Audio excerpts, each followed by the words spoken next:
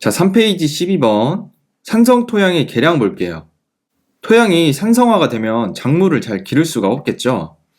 그래서 이 산성 토양을 계량해 줘야 되는데 이거 보기 전에 먼저 산성도 pH부터 볼게요. 이 산성의 정도를 나타내는 단위가 pH라고 합니다. 그리고 1에서 14까지 있어요. 이 pH가 7일 때를 기준으로 낮으면 산성, 높으면 알칼리성이라고 하는 겁니다. 이때가 중성이고요. 숫자가 낮으면 낮을수록 산성이 더 강하고요. 높으면 높을수록 알칼리성이 더 강합니다. 이 산성 토양은 pH가 7보다 낮겠죠. 이 산성 토양이 생기는 원인은 두 가지가 있습니다. 비료 그리고 산성비죠. 그래서 이 산성 토양을 계량해야 되는데 첫 번째 방법으로는 석회질 비료를 시용하는 게 있어요. 이 석회질 비료는 CaCO3로 이거 외울 필요 없습니다. 이 탄산칼슘인데 이게 산성을 중화하는 역할을 합니다. 두 번째는 유기물을 시용하는 방법입니다. 유기물은 거름으로 생각하면 편하세요. 이 거름으로 토양을 부식시켜서 물리성도 개선하고 미생물 활동도 활발하게 만드는 거죠. 그리고 세 번째로 근류균을 첨가하는 방법이 있습니다. 이 근류균은요, 뿌리근자를 써서 뿌리에 있는 균인데 뿌리옥 박테리아 같은 거 들어보셨나요? 주로 콩과작물, 두과작물이라고도 하죠. 얘네들한테 있는 겁니다.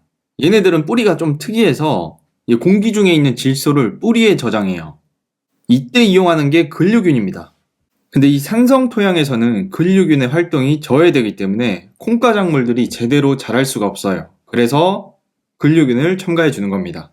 다음 13번은 산성 토양에 대한 작물의 적응성인데 이 산성에 그나마 강한 작물이 있고 약한 작물이 있어요. 여러분들 이거를 외우셔야 됩니다. 시험에 정말 자주 나온 애들이에요.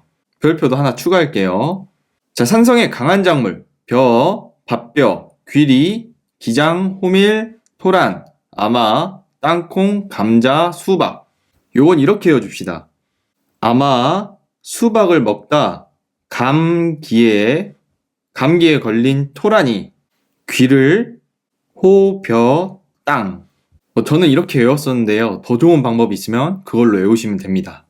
그리고 산성에 약한 작물입니다. 콩, 팥, 보리, 시금치, 알팔파, 양파, 자운형. 콩알만한 보리가 시금치를 먹고 파장과 자전거를 타러 갔다.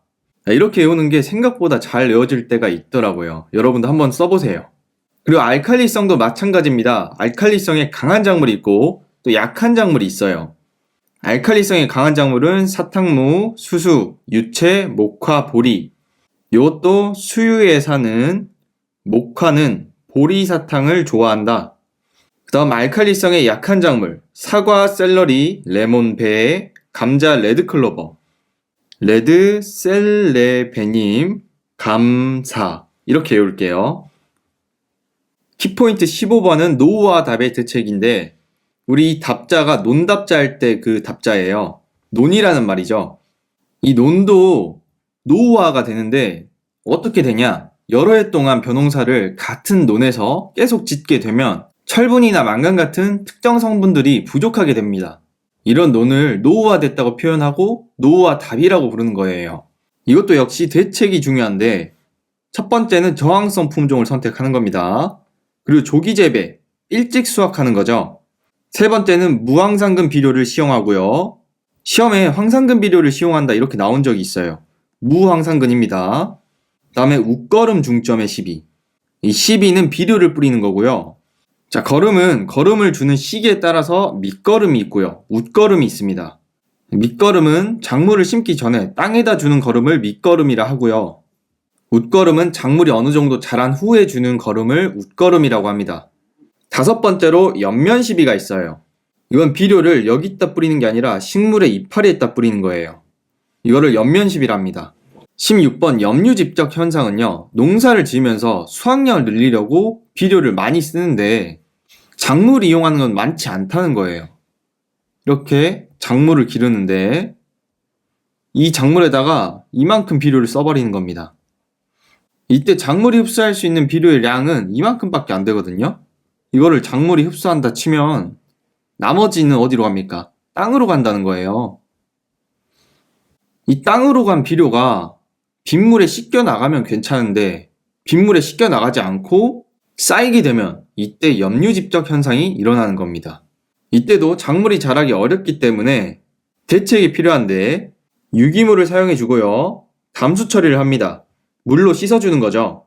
그리고 객토 및 심경. 객토는 다른 데서 땅 퍼오는 거라고 그랬고 심경은 땅을 깊이 갈아엎는 거라 했습니다.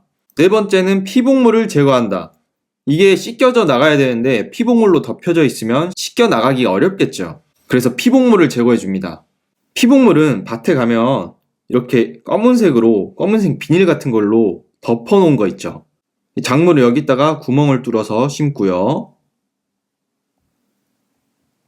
이때 검은색 비닐을 피복물이라는 겁니다. 여기서 이렇게 볼록하게 튀어나온 부분을 이랑이라고 하고요. 여기가 오목하게 들어간 부분이 고랑이 되는 겁니다. 다섯 번째로 흑비작물, 옥수수, 수수, 호밀, 알팔파, 스위트클로버 얘네들을 이용하는 건데 흑비작물은 비료를 잘 먹는 애들을 흑비작물이라 하는 겁니다. 얘네들이 비료를 잘 먹어요. 17번 토양의 중금속 오염 대책은 한번 쭉 읽어보시고 4페이지 18번 작물 생육의 필수 원소 16원소 볼게요. 자, 조금 머리 아프려고 하지만 머리 아파하지 마세요. 우리는 16원소만 외우면 됩니다. 원래는 한 50가지 있어요. 근데 우리는 16원소만 외우면 되는 겁니다.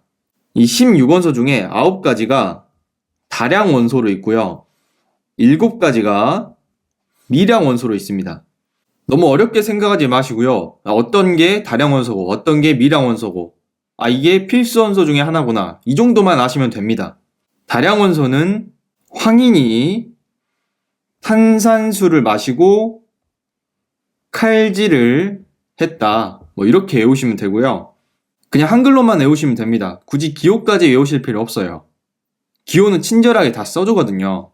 그리고 미량 원소는 암황, 철구는 염붕, 몰라. 미량 원소 이렇게 외워주시고 그리고 세 번째 이거 비료 3요소 질소, 인, 칼륨 요거는 그냥 외워줍시다. 3개밖에 안 되잖아요. 질소, 인, 칼륨. 4번 필수 원소의 생리작용. 이거 보기만 해도 어질어질하죠. 근데 이거는 아직까지 시험에서 물어본 적이 없습니다. 그러니까 그냥 편한 마음으로 한번 쭉 읽어보시고 5페이지 넘어가서 19번 작물 생육에 대한 수분의 기본 역할 볼게요. 이거는 식물체 내에서 물이 하는 일이고요. 우리 사람한테도 물이 정말 중요하듯이 식물한테도 물이 정말 중요합니다. 그래서 시험에도 잘 나와요. 첫 번째는 원형질의 생활 상태를 유지하는 겁니다. 이 원형질은 세포 내에서 물질 대사를 하는 물질인데 그런 게 있구나 정도로 받아들이시면 됩니다. 두 번째, 물은 식물체의 구성 성분이기도 합니다. 약 70%에서 90% 정도가 물로 이루어져 있어요. 세 번째, 식물체의 필요물질, 양분의 흡수와 이동의 용매입니다. 이 용매는 녹이는 물질을 용매라 합니다. 그게 물이고요. 식물체 내에서 양분이 물에 녹아서 막 이동하는 거예요. 4번 필요물질의 합성과 분해 과정의 매개. 매개는 연결해 주는 거고요. 이 합성이라면 광합성이겠죠. 다섯 번째는 세포의 팽합 형성 및 유지. 팽합은 팽팽해지려는 힘인데 물이 없으면 식물이 말라서 쪼그라들죠. 그리고 각종 효소의 활성의 촉매. 이 반응을 촉진시켜주는 촉매 역할도 합니다. 마지막 7번째는 식물체의 항상성 유지. 이건 식물체 내의 환경을 일정하게 유지시켜주는 겁니다. 이거 사람도 마찬가지죠. 이거는 시험에 너무 잘 나오고요. 이게 다 선택지로 나올 수가 있습니다. 다음 20번 수분의 흡수. 수분을 어떻게 흡수하냐? 1번 삼투압은 많이 들어보셨죠? 물은 삼투에 의해서, 그러니까 농도 차이에 의해서 낮은 쪽에서 높은 쪽으로 이동합니다. 언제까지? 이 농도가 둘이 같아질 때까지. 이렇게 삼투압으로 수분을 흡수하기도 하고요. 그리고 팽합과 마갑이 있는데 이건 풍선을 생각하시면 편합니다. 이 세포를 풍선이라 하고 이 세포 내에 물이 차면 세포가 커지겠죠. 이렇게 팽창하려는 힘, 이걸 팽합이라는 겁니다. 이 풍선에 물을 넣다가 멈춰버리면 물이 빠지면서 수축하겠죠. 이 수축하는 힘을 마갑이라는 겁니다. 다음 21번 수분 과잉 장애. 물이 아무리 중요하다지만 많으면 과유불급이죠. 토양에 물이 꽉 차서 산소가 부족하게 되고 생장이 불량해지며 이로 인해 증산 또한 잘 되지 않습니다. 그리고 병해충에 취약한 상태가 되고요.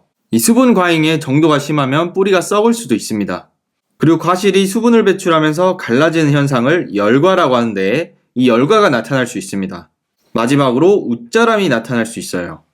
웃자람은 식물이 길게 자라는 건데 튼튼하게 자라는 게 아니라 연약하게 자라는 거예요. 자, 물을 너무 많이 줬을 땐 이런 장애들이 발생할 수 있다는 거고요. 여기까지 해서 마치고 다음 강의에서 뵙도록 하겠습니다. 수고하셨습니다.